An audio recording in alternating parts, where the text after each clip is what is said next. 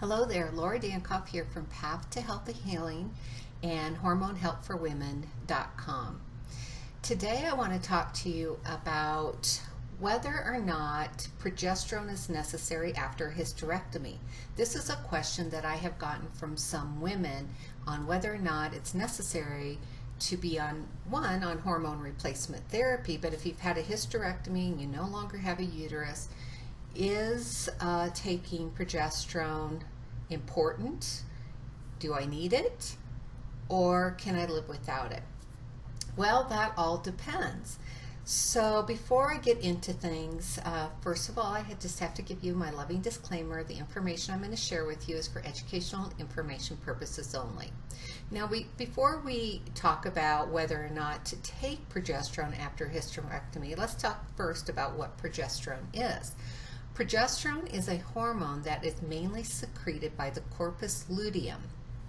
So during your menstrual cycle, when the egg is released from the ovary at ovulation, the ovarian follicle that encloses the developing egg forms a structure called a corpus luteum, and this is what releases the progesterone.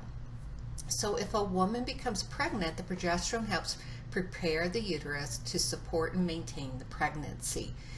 If no pregnancy occurs, the production of the progesterone falls and the new menstrual cycle begins. So although the corpus luteum is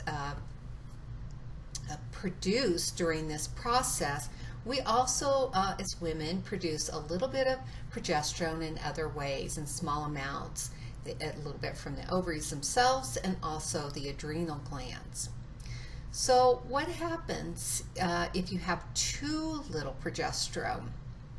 And this can be one of the reasons maybe a woman has a hysterectomy, is she just has abnormal uterine bleeding that's quite heavy.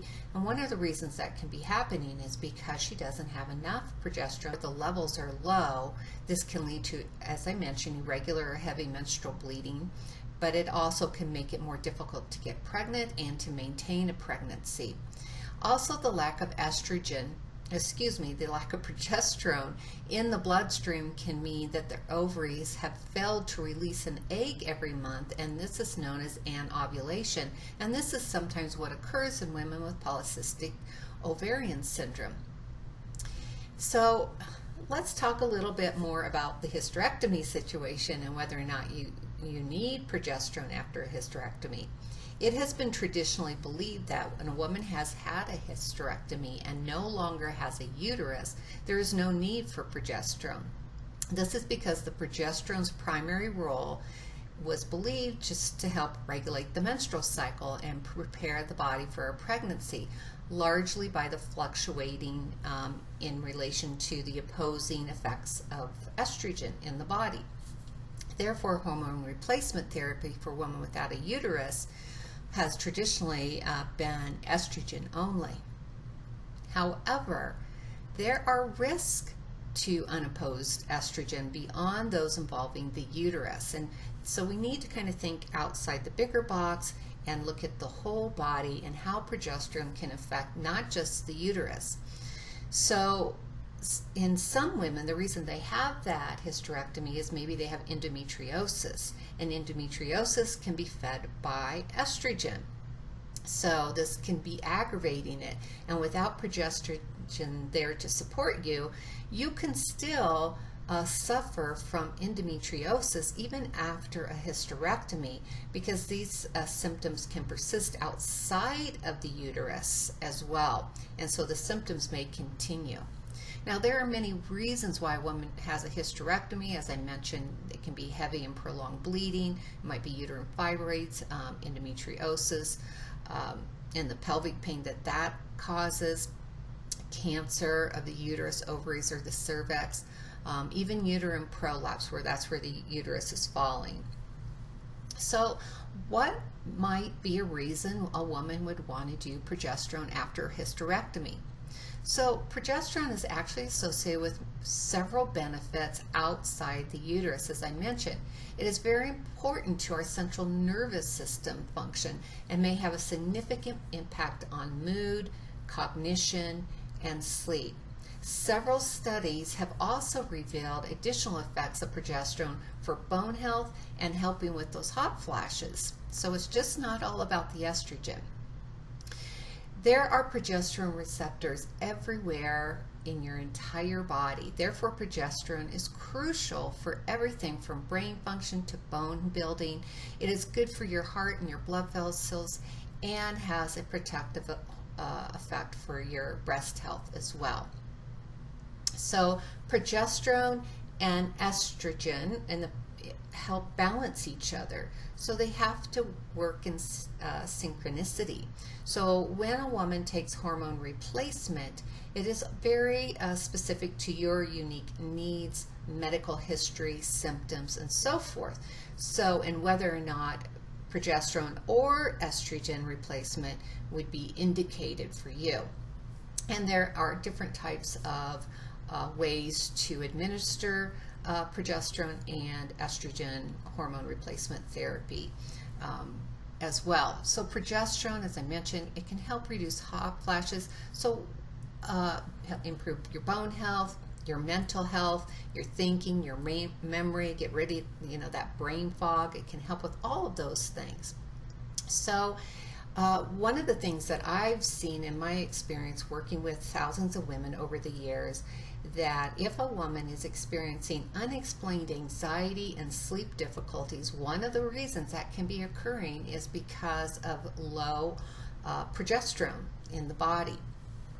So there are many benefits to progesterone to our health outside of, like I said, the uterus. Now, if a woman's considering progesterone therapy, there are several things to consider. Like I said, your medical history, risk versus benefit.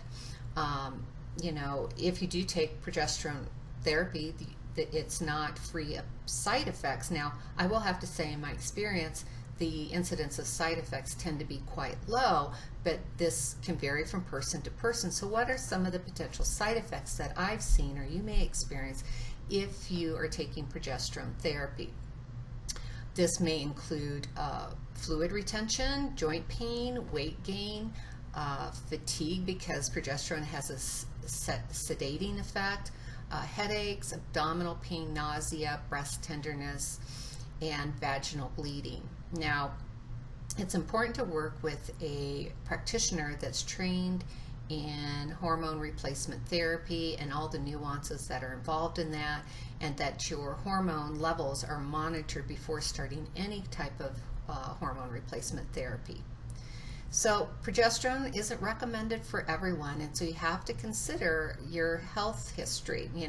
Are you over the age of 60? Now, there are plenty of women over the age of 60 that do take progesterone replacement, but again, it's specific to your unique situation. How long have you been in menopause? Whether it's natural or surgical menopause. Do you have a family history of breast cancer? What's your risk of dementia, heart attack, stroke, blood clots, osteoporosis, and liver disease?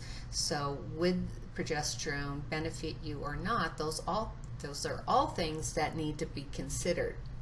So what else may help ease the menopause symptoms that you may be experiencing with the surgical menopause? So you can consider other options that may be helpful, things that support estrogen if that's needed in a natural way, from things like black cohosh and evening primrose. These may help reduce hot flashes and night sweats, getting regular exercise, eating a healthy diet, stress management, avoiding food triggers such as spicy foods, caffeine, alcohol, sugar. These are all known hot flash triggers as well. And when you're looking for ways to reduce stress, this may be doing deep breathing exercises, yoga, tai chi, spending time out in nature, and so forth. So in the end, the evidence for progesterone treatment after surgical menopause is growing, and it is compelling. And thus far, there are no well-documented risks to its use. It's important to note that while combined estrogen and progestin therapies, this would be like Provera, for instance, progestin, have been associated with increased risk of breast cancer. So this was not seen in studies using natural progesterone to estrogen therapy. However, whether or not progesterone is needed is a personal decision that you must come to with your healthcare provider, and what your specific symptoms are and your goals and your health priorities.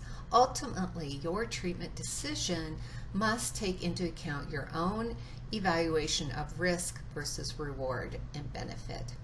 So I hope that helps. So I'd love it if you'd like, share, or comment below, and I'd love to have you subscribe to my channel. All right, have a great day. Bye.